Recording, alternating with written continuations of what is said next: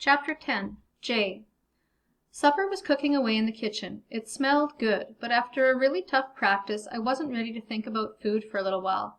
I slumped down on the couch and switched on the news. It was just about time.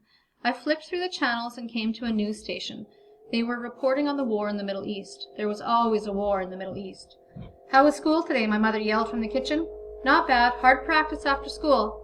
"I'm afraid I can't come to your game this week," she called out. "I'm really sorry about that." I wasn't.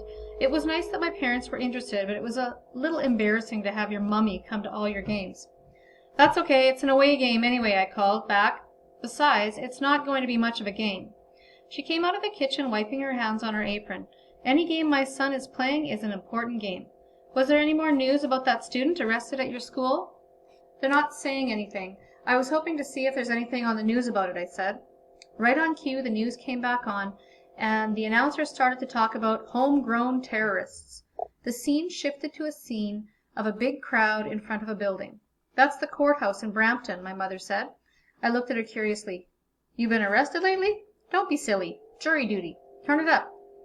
I adjusted the volume. The juvenile member of the alleged terrorist cell was formally arraigned for bail in Brampton Court today, the announcer said.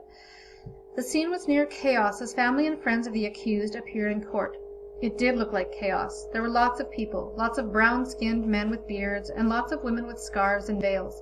A couple of the women wore the entire outfit so you could see only their eyes peeking through layers of black cloth. They looked like characters out of a Star Wars sequel.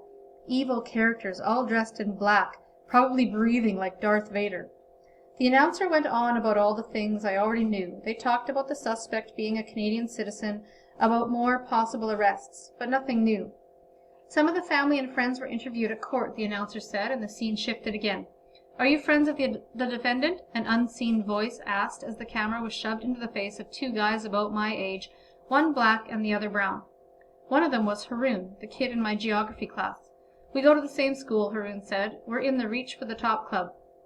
What the heck was a Reach for the Top club? "Did you have any idea your classmate was involved in terrorist activities?" the interview asked. "Do you have ESP?" the black guy shot back. "Do you have special powers that let you know the outcome of a trial before it even starts? If not, then don't ask such stupid questions." I laughed out loud. The scene shifted back to the anchorman, who started to talk about new tax increases. I clicked off the TV and got up off the couch. I needed to eat.